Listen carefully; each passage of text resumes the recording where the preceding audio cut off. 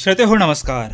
आपण ऐकत आहात 90.8 मेगाहर्ट्झवरती महात्मा फुले कृषी विद्यापीठ राहुरीचे फुले कृषी वाहिनी हे रेडिओ केंद्र अर्थात 90.8 FM फुले कृषी वाहिनी, कृषी संस्कारदायिनी फुले कृषी वाहिनी, घराघरात जनाजनात मनामनात फुले कृषी वाहिनी. श्रोते हो, कृषी जगत ज्ञानदाता या विशेष कार्यक्रमामध्ये मी डॉक्टर आनंद सवई आपल्या सर्वांचं मनपूर्वक स्वागत करतो. खऱ्या अर्थानं श्रोते हो, आज आपला विषय आहे बागायती कापूस लागवड तंत्रज्ञान आणि या विषयाच्या अनुषंगानं आज आपल्या 90.8 FM फुले कृषी वाहिनी स्टुडिओमध्ये आज आपण निमंत्रित केलेलं आहे डॉक्टर नानासाहेब मरकड सर यांना. सर, आजच्या कार्यक्रमामध्ये आपलं मनपूर्वक स्वागत. धन्यवाद सर. श्रोते हो, डॉक्टर नानासाहेब मरकड हे वरिष्ठ संशोधन सहाय्यक कापूस सुधार प्रकल्प महात्मा फुले कृषी विद्यापीठ राहुरी येथे कार्यरत आहेत आणि कापूस पिकामध्ये अतिशय छान पद्धतीचं त्यांचं काम सुरू आहे. आणि आपल्या सर्वांना माहीत आहे की आता मोसमी पावसाची सुरुवात झालेली आहे आणि सर्व शेतकऱ्यांची लगबग सुरू आहे. त्यामुळे बागायती कापूस लागवड कशा पद्धतीनं करतात, त्याच्यामधले कोणते शास्त्रशुद्ध पद्धती आहेत, त्याच्यामध्ये कोणतं तंत्रज्ञान आहे, याविषयी इत्थंभूत माहिती आज आपण जाणून घेणार आहोत. आपल्याशी संवाद साधणार आहेत डॉक्टर नानासाहेब मरकड सर. तर सर, आजच्या विषयाच्या अनुषंगानं मला निश्चित आपल्याला विचारायला आवडेल की कापूस पीक म्हटलं तर त्याची पार्श्वभूमी आणि त्याची ओळख फार महत्त्वाची असते. काय सांगता येईल सर? सर, कापूस पिकाचा जर आपण विचार केला तर कापूस पीक हे भारतातील एक प्रमुख नगदी पीक आहे. आपण ज्याला काळ्या मातीतील पांढरं सोनं असं आपण याला संबोधतो. अगदी. तर कापूस पीक हे जर विचार केला, तर भारताचा जर विचार केला तर 137 लाख हेक्टर क्षेत्रावर कापूस पिकाची आपण लागवड करतो भारतामध्ये. आणि त्याचं जर जागतिक अर्थव्यवस्थेच्या दृष्टीने जर विचार केला तर हे क्षेत्र आहे 40% प्रमाणात आहे. परंतु जे उत्पादकतेचा जर विचार केला, उत्पादनाचा जर विचार केला तर 20% उत्पादन हे जगाच्या अर्थव्यवस्थेचे विचार केला तर 20% उत्पादन हे भारताचे आहे. तर यावरून आपल्याला लक्षात येते की कापसाची उत्पादकता आहे जागतिक लेवलवर विचार केला तर भारताची कमी आहे. बरं, भारताच्या आता आपण कापूस उत्पादकच्या संदर्भात बोलत असताना जर महाराष्ट्राची काय परिस्थिती आहे की महाराष्ट्राच्या कापूस पिकाची उत्पादकता कशी आहे आणि जर कमी आहे का जास्त आहे, कमी असेल तर काय कारणं असू शकतात? महाराष्ट्राचा जर विचार केला सर तर महाराष्ट्राचं जे कापसाचे क्षेत्र आहे हे जवळपास 42 लाख हेक्टर क्षेत्रावर महाराष्ट्रामध्ये कापसाची लागवड केली जाते. आणि कापसाची उत्पादकतेचा जर विचार केला आपण तर जे राष्ट्रीय स्तरावर जी उत्पादकता आहे त्या तुलनेत महाराष्ट्राची उत्पादकता कमी आहे. बरं, किती आहे राष्ट्रीय पातळीवरची आणि महाराष्ट्राची किती आहे? तर ती 439 भारताची आहे आणि 360 ही महाराष्ट्राची आहे किलोग्रॅम प्रति हेक्टर. अच्छा, रुई. अच्छा, अतिशय तफावत अशी जाणवते. तर काय कारण असू शकतात की आपली उत्पादकता कमी असण्याची? सर, महाराष्ट्राचा जर विचार केला तर कापसाच्या क्षेत्राचा विचार केला तर हे कोरडवाहू क्षेत्रावर कापसाचे क्षेत्र जास्त आहे. त्यामध्ये सिंचनाचा अभाव आहे, त्यानंतर नवीन तंत्रज्ञानाचा वापर कमी होतो आणि जे काही कोरडवाहू क्षेत्राचं बाहुल्य असल्यामुळं तेच त्यामध्ये उत्पादनामध्ये घट होते. अगदीच, म्हणजे महाराष्ट्रामध्ये मोठ्या प्रमाणामध्ये कोरडवाहू क्षेत्र असल्यामुळे त्याची उत्पादकता हे महत्त्वाचं एक कारण असू शकतं. तर सर, आज आपला विषय सुरू आहे बागायती कापूस लागवड तंत्रज्ञान आणि अगदी याच विषयाच्या अनुषंगाने कापूस पिकासाठी हवामान आणि जमीन कशा पद्धतीनं असणं शेतकऱ्यांच्या दृष्टीने हे फार महत्त्वाचं, अत्यंत महत्त्वाचं आहे. तर काय सांगता येईल? कापूस पिकाचा जर आपण विचार केला तर कापूस पीक हे जास्त कालावधीचे म्हणजे 5 ते 6 महिन्यांचं पीक आहे आणि या कापूस पिकासाठी स्वच्छ, उबदार आणि कोरडे हवामान अनुकूल असते. कापूसीची जी बियाण्याची उगवण होण्यासाठी साधारणतः 18 ते 20 अंश सेल्सिअस तापमानाची गरज असते. तसेच अधिक वाढ होण्यासाठी 20 ते 27 अंश सेल्सिअसची गरज असते. कपाशीचं हे जे पीक 6 महिने शेतात राहत असल्यामुळे जमिनीची योग्य निवड करणे हे खूप महत्त्वाचं आहे. तर त्या कापसाचे पिकासाठी जमिनीची निवड करताना जमीन काळी असावी, मध्यम ते खोल दर्जाची असावी आणि पाण्याची चांगल्या प्रकारे निचरा होणारी असावी. अगदीच, हे झालं जमिनीच्या बाबतीमध्ये. त्याचबरोबर आपण जो जमिनीचा जो सामू म्हणतो, आम्ल विम्ल निर्देशांक, की ज्याचा आपल्या अन्नद्रव्याच्या उपलब्धतेशी खूप जवळचा संबंध आहे, तो जो pH आपण ज्याला म्हणतो तो 6 ते 8.5च्या दरम्यान जमिनीचा असावा. अगदी अगदी त्या दृष्टीने शेतकरी बंधूंना आपल्या जमिनीचं माती परीक्षण करून घेणे हे अत्यंत महत्त्वाचं आहे आणि त्यामुळे आपल्या जमिनीचं आरोग्य आपल्याला लक्षात येईल. जमिनीचं आरोग्य आपल्याला माहित असेल तर आपला कापूस सुद्धा त्या जमिनीमध्ये अतिशय चांगल्या पद्धतीने येऊ शकतो. सर, आपण या जमिनीच्या संदर्भात आपण माहिती देत होतात. या दृष्टीनेच कापूस लागवड करत असताना जर करायचे असेल तर पूर्व मशागत कशा पद्धतीने कापसासाठी अपेक्षित आहे? कापसाची लागवड करताना पूर्व मशागत करताना आपण जी जमीन आहे ही कारण कापसाची जी मुळं आहे ते 70 ते 90 सेंटीमीटरपर्यंत जमिनीमध्ये सोटमूळ जे म्हणतो आपण त्याला ते जातात आणि हे कापसाची चांगली वाढ होण्यासाठी जमीन भुसभुशीत असावी लागते. त्यासाठी जमिनीची खोलवर एक नांगरट करावी, त्यानंतर 2 ते 3 कुळवाच्या आडव्या उभ्या पाळ्या आपण घ्यावी आणि शेतातील जे काही काडी कचरा आहे किंवा मागील पिकाचे जे काही दसकट विक्रीसाठी आहे किंवा पालापाचोळा हे वेचून जमीन स्वच्छ करावी. अशा पद्धतीने जमिनीची पूर्व मशागत करणं अपेक्षित आहे. जमिनीची पूर्व मशागत झाल्यानंतर कापूस लागवड करताना त्यातलं पेरणीचं अंतर किती ठेवल्यानंतर जास्त उत्पादन आपल्याला मिळू शकतं? तर कापसाची लागवड करताना कापूस आपण सुधारित वाण आपण घेतोय की संकरित वाण घेतोय यानुसार ते लागवडीचं अंतर ठरत असतं. तर आपण जर सुधारित वाण जर आपण लागवड करायची असेल तर त्याची जे अंतर आहे 2 ओळी आणि 2 झाडातील अंतर यानुसार आपण ते हेक्टरी झाडांची संख्या आपली त्यावर ठरत असते. सुधारित वाण लागवड करताना आपण 2 ओळीतील अंतर 90 सेंटीमीटर पाहिजे आणि 2 झाडातील अंतर 7 सेंटीमीटर पाहिजे. त्याच ठिकाणी जर संकरित वाण किंवा संकरित बीटी वाण जर आपण आपल्याला लागवड करायची असेल तर त्या ठिकाणी 2 ओळीतील अंतर 120 सेंटीमीटर पाहिजे आणि 2 झाडातील अंतर 60 सेंटीमीटर. त्यावरून आपल्या हेक्टरी झाडांची संख्या ठरते आणि उत्पादन त्यानुसार बदलते. त्याच्यामुळे उत्पादनाच्या दृष्टीनं अंतर हे फार महत्त्वाची गोष्ट आहे. तर आता आपण बोलत असताना सातत्यानं वाणाचा उल्लेख करत होतात, सुधारित वाण, संकरित वाण. तर कापूस लागवड करताना वाणांची निवड कशी करणं गरजेचे आहे?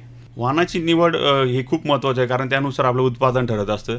तर सुधारित वाणाचा जर विचार केला तर महात्मा फुले कृषी विद्यापीठातील जे कापूसचा जर प्रकल्प आहे त्यांनी काही सुधारित वाण प्रसारित केले आहे ज्यामध्ये अमेरिकन वाणाचा विचार केला तर फुले 688 आहे, त्यानंतर फुले यमुना आहे, हे सुधारित वाण आहे. त्यानंतर संकरित वाण जे आहे नॉन बीटी आहे त्यामध्ये फुले सुमन आहे, फुले तरंग आहे, हे जे संकरित वाण आहेत. त्याचबरोबर काही लांब धाग्याचे वाण पण विद्यापीठाने प्रसारित केले आहेत. त्यामध्ये फुले रुखुमाई आहे किंवा आंतरजातीय जे हायब्रिड आहेत तर त्यामध्ये फुले माही आहे, फुले शुभ्र आहे, फुले एकता हे वाण आहे. परंतु सध्याचे जे काही कापूस क्षेत्राचा विचार जर केला तर बीटी वाणाचं क्षेत्र खूप मोठ्या प्रमाणावर जवळपास 98% क्षेत्रावर बीटी वाणाची लागवड केली जाते. तर बीटी वाणामध्ये शेतकऱ्यांनी बीटी वाण निवडताना आपला अनुभव आणि गरजेनुसार ठरावं कारण मार्केटमध्ये बाजारामध्ये खूप सारे खाजगी कंपन्यांचे वाण मार्केटमध्ये आहेत. तर त्याचा जर विचार केला तर काही वाण जे आहे चांगल्या प्रकारे त्याचं उत्पादन आहे की जसे की राशी 2 आहे, राशी 659 आहे, अजित 155 आहे, अजित 199 आहे, त्यानंतर आशा आहे, कबड्डी आहे, जय हो आहे, मोक्ष असे वेगवेगळे प्रकारचे हायब्रिड बाजारामध्ये उपलब्ध आहे. म्हणून शेतकऱ्यांनी एका विशिष्ट वाणाचाच आग्रह न धरता वेगवेगळ्या वाणाचा विचार करावा. आणि नेहमी मग शेतकरी जवळ कापूस लागवड करत असताना बाजारामध्ये उपलब्ध असणारे वाण खरेदी करताना कधी कधी त्याची फसगत होण्याची शक्यता असते. या दृष्टीने शेतकऱ्यांनी कसं सजग राहणं अपेक्षित आहे? बियाणं खरेदी करताना, बीटी कापूस खरेदी करत असताना कोणती काळजी त्याने घ्यायला पाहिजे? बीटी कापूस खरेदी करताना ते प्रमाणित बियाणंच घ्यायला पाहिजे. मागील अनुभव त्याने विचारात घ्यायला पाहिजे, त्याचा परफॉर्मन्स कसा होता हे गोष्टींचा विचार घेणं गरजेचं. आणि जे वाण आहे त्याचे बोंडाची साईज मोठी पाहिजे, त्यानंतर ते रोग किडीला ते सहनशील पाहिजे किंवा कमी पाण्याची उपलब्धता. बागायती क्षेत्रासाठी वेगळे वाण असतात, कोरडवाहू क्षेत्रासाठी वेगळे वाण असतात. ह्या सगळ्या गोष्टींचा गोष्टी विचारात घेण्यासाठी निश्चितच शेतकरी बंधूंनो, अतिशय छान पद्धतीची माहिती आपल्याला डॉक्टर नानासाहेब मरकड सर हे देत आहेत. आणि बाजारामध्ये बीटी कापूस खरेदी करत असताना, बीटी कापसाचं बियाणं खरेदी करत असताना कोणती काळजी घेणं आहे याविषयी अत्यंत मार्मिक असं मार्गदर्शन आपल्याला डॉक्टर नानासाहेब मरकड करत आहेत. 90.8 FM फुले कृषी वाहिनीच्या माध्यमातून, तसेच ऑनलाईन ॲपच्या माध्यमातून आणि यूट्यूब चॅनलच्या माध्यमातून जगभरातले श्रोते डॉक्टर नानासाहेब मरकड यांना आपण ऐकत असाल तर निश्चितपणे कापूस लागवड करताना कोणती काळजी घ्यावी हे त्यांनी अतिशय छान पद्धतीने सांगितले. त्याचा अवलंब आपण कापूस लागवड करत असताना निश्चित आपण घ्याल असं या ठिकाणी मी अपेक्षा व्यक्त करतो. मरकड सर, आपण सांगत असताना आता कापूस लागवडीच्या वाणांच्या संदर्भात सांगितलं, पण कापूस लागवड करत असताना बीज प्रक्रिया हा देखील महत्त्वाचा घटक आहे. बीज प्रक्रियामध्ये एक प्रकारचे बीजाचं लसीकरण अशा पद्धतीचं शेतकऱ्यांची भावना असते. तर काय नेमकं सांगता येईल की कापूस लागवड करताना बीज प्रक्रिया कशी करणं अपेक्षित आहे? कापूस लागवड करताना बीज प्रक्रिया ही खूप महत्त्वाची आहे. जर आपण अप्रमाणित बियाणं जर वापरत असेल तर त्या ठिकाणी बीज प्रक्रिया करताना बियाण्यास कार्बॅक्झिन 37% आणि थायरम 37.5% DS या बुरशीनाशकाची प्रति किलो बियाण्यास 3.5 ग्रॅम या प्रमाणात करावी. त्यामुळे काय होते, मूळ कीड असेल किंवा जीवनजन्य करप आहे या रोगांचा प्रादुर्भाव त्यामुळे या बीज प्रक्रियेमुळे कमी होतो. त्याचबरोबर हवेतील जे काही नत्राचे स्थिरीकरण करून नत्र खताची मात्रेत बचत करण्यासाठी काही जीवाणू संवर्धक खतं आहेत ज्यामध्ये असतील की अझोटोबॅक्टर किंवा अझोस्पिरिलम या जीवाणू संवर्धकाची प्रति किलो बियाण्यास 25 ग्रॅम प्रमाणात आपण त्या ठिकाणी बीज प्रक्रिया करावी. अगदीच, जेणेकरून त्यामध्ये काही नत्र असेल किंवा स्फुरद आहे याची मात्रा किंवा बचत होण्यास मदत होते.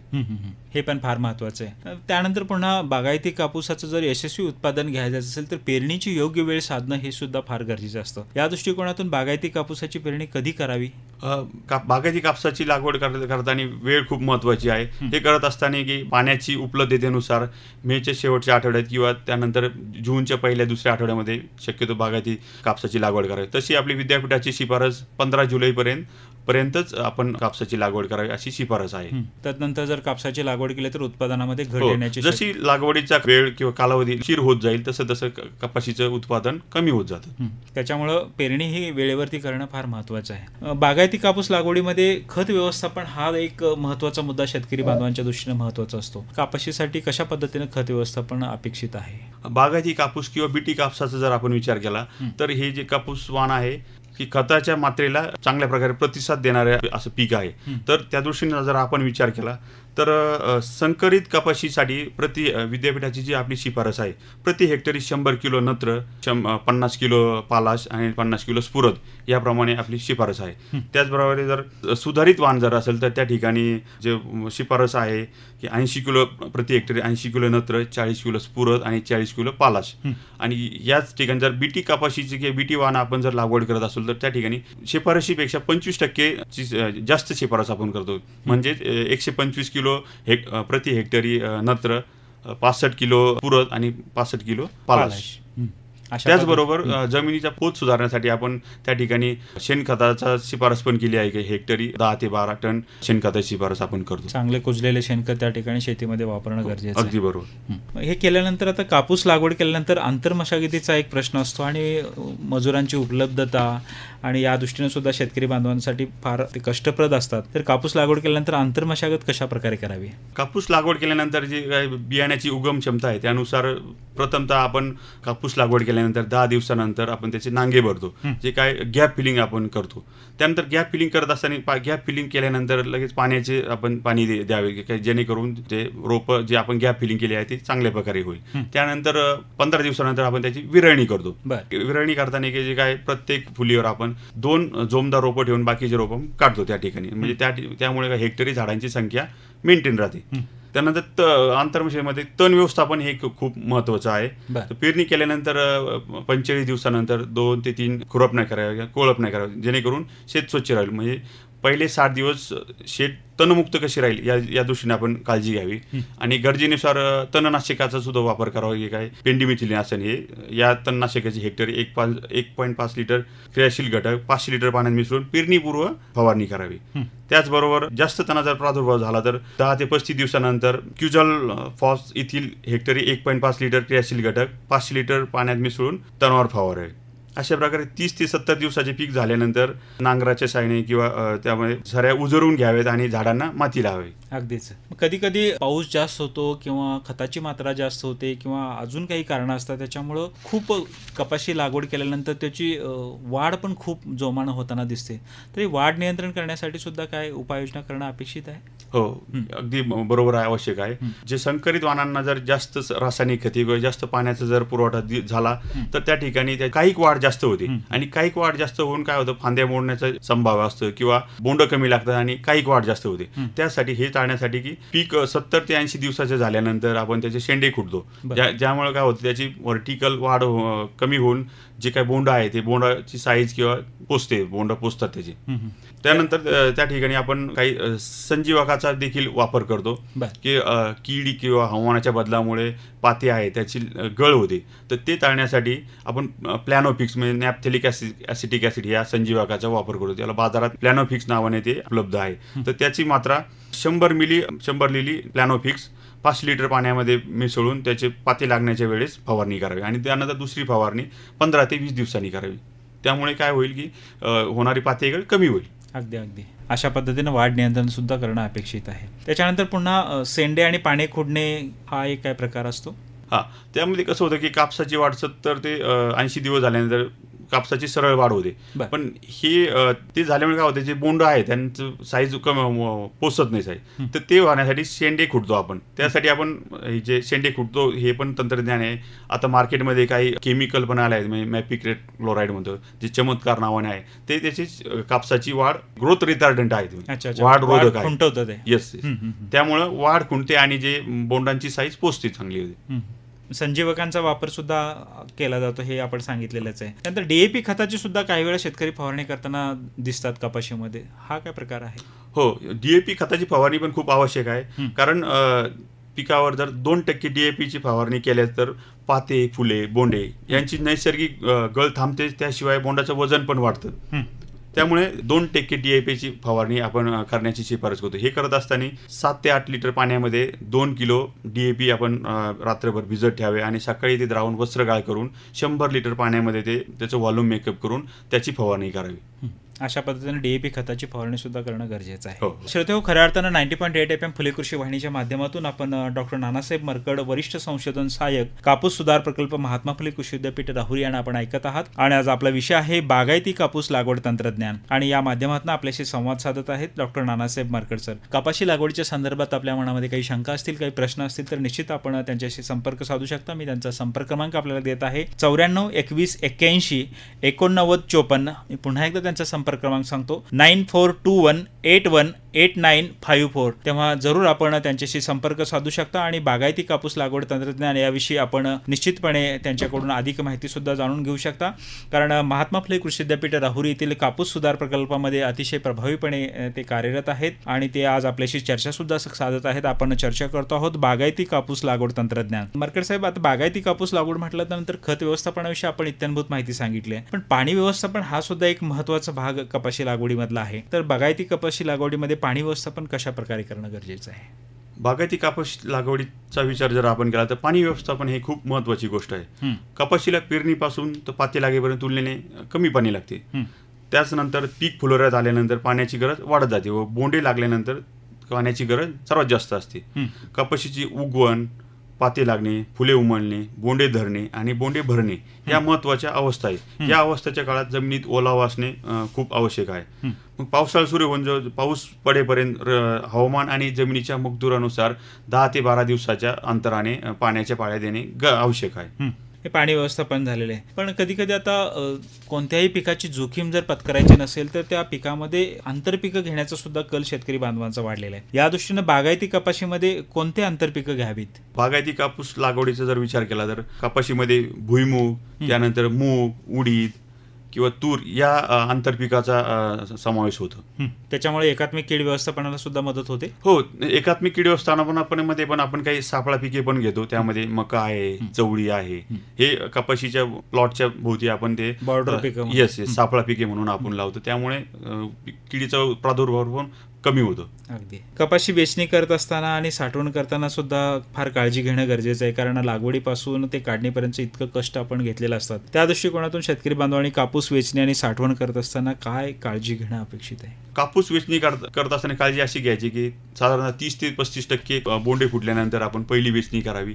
त्यानंतर 15 ते 20 दिवसाच्या अंतराने 2 ते 3 वेचणी करावी. आणि वेचणी करत असताना प्रत्येक वेचणीचा कापूस आपण हा वेगळा वेगळा ठेवावा. त्याचबरोबर जर पावसाने जर कापूस भिजला असेल तो सुकवूनच त्यानंतर साठवणूक करण्यात यावी. त्यानंतर किडका किंवा कवडीग्रस्त कापूस आहे तो वेगळा ठेवा. आणि साठवणूक करताना थोडा कापूस कोरडा झाल्यानंतर साठवणूक करावी. कारण जर आपण ओला कापूस जर साठवणूक केला तर तो पिवळसर पडून काळा पडतो आणि परिणामी त्याला बाजारभाव कमी मिळतो. आणि अगदी कापूस वेचणीच्या काळामध्ये सुद्धा आपत्कालीन पाऊस हा चालूच असतो. त्या दृष्टीने सुद्धा शेतकऱ्यांनी काळजी घेणे हे अत्यंत महत्त्वाचं आहे. अगदी बरोबर. मरकड साहेब, आपण बऱ्याच वेळापासून बागायती कापूस लागवड तंत्रज्ञानाविषयीची सविस्तर माहिती आमच्या श्रोत्यांच्यासाठी या ठिकाणी सांगितल्यात. आणि महात्मा फुले कृषी विद्यापीठ राहुरी येथील कापूस सुधार प्रकल्पामध्ये आपण एक वरिष्ठ संशोधन सहाय्यक म्हणून आपला प्रदीर्घ अनुभव त्या ठिकाणी आहे. आणि कापसाच्या मधलं हे आपलं सगळं शास्त्रीय ज्ञान असेल, आपलं संशोधन असेल, या दृष्टिकोनातून आपण त्या ठिकाणी काम करत असताना आमच्या ऑनलाईनच्या माध्यमातून ऐकणारे सर्व शेतकरी बांधव असतील किंवा 90.8 FM फुले कृषी वाहिनीचे शेतकरी असतील किंवा युट्यूब चॅनलच्या माध्यमातून आपल्याला सगळे ऐकणारे शेतकरी असतील, या सर्व शेतकऱ्यांच्यासाठी आपला प्रदीर्घ अनुभव कापूस संशोधन प्रकल्पातला विचारात घेता थोडक्यात आपल्याला कापूस लागवडीचं काय सल्ला देता येईल जाता जाता? कापूस लागवड करत असताना की जास्तीत जास्त उत्पादन कसे येईल या दृष्टीने आपण एकात्मिक कीड व्यवस्थापन असेल, एकात्मिक अन्नद्रव्य व्यवस्थापन असेल, पाण्याचं व्यवस्थित व्यवस्थापन असेल, त्यानंतर संरक्षित पाणी असेल किंवा ड्रिप इरिगेशन, फर्टिगेशन असेल, या सगळं नवीन तंत्रज्ञानाचा उपयोग करून जेणेकरून जास्तीत जास्त कापसाचं उत्पादन कसं येईल या दृष्टीने सगळे शेतकरी वर्गाने काळजी घ्यावी. निश्चितच. त्याचबरोबर आता जे आपण मागाशीच आपलं बोलणं झालं की कापसाच्या क्षेत्राचा जर विचार केला तर बीटी कापसाचं क्षेत्र खूप आहे. तर त्या दृष्टीने महात्मा फुले कृषी विद्यापीठाचा आमचा जे कापूस सुधार प्रकल्प आहे, आमचे जे कापूस सुधार प्रकल्पाचे प्रमुख आहे आदरणीय डॉक्टर राजेंद्र वाघ सर यांच्या मार्गदर्शनाखाली आम्ही बीटी कन्व्हर्जनचा प्रकल्प पण हाती घेण्यात आला आहे. आमच्या प्रकल्पाचे किंवा विद्यापीठाचे जे काय संकरित सुधारित वाण आहेत त्याचं आपण लवकरात लवकर बीटी कन्व्हर्जन बीटीमध्ये रूपांतरित करण्याचा प्रकल्प हाती घेण्यात आला आहे आणि लवकरच बीटी वाण येतीलच मार्केटमध्ये, विद्यापीठाच्या वतीने येतील. निश्चितच खऱ्या अर्थानं शेतकरी बंधनो, गेल्या बऱ्याच वेळापासून डॉक्टर नानासाहेब मरकड वरिष्ठ संशोधन सहाय्यक कापूस सुधार प्रकल्प महात्मा फुले कृषी विद्यापीठ राहुरी हे आपल्याला बागायती कापूस लागवड तंत्रज्ञान याविषयीची सविस्तर माहिती या ठिकाणी आपल्याला दिलेली आहे. सर, ऑनलाईनच्या माध्यमातून ऐकणारे शेतकरी असतील, युट्यूबच्या माध्यमातून ऐकणारे आणि आमचे 90.8 FM फुले कृषी वाहिनीचे ऐकणारे सर्व शेतकरी बंधू भगिनी या सर्वांच्या वतीनं आपल्याला खूप खूप धन्यवाद आणि 90.8 FM फुले कृषी वाहिनी आणि महात्मा फुले कृषी विद्यापीठाच्या वतीने देखील आपले खूप खूप मनापासून आभार आणि आपल्या भावी निरामय निरोगी भावी आयुष्यासाठी खूप खूप शुभेच्छा. धन्यवाद सर.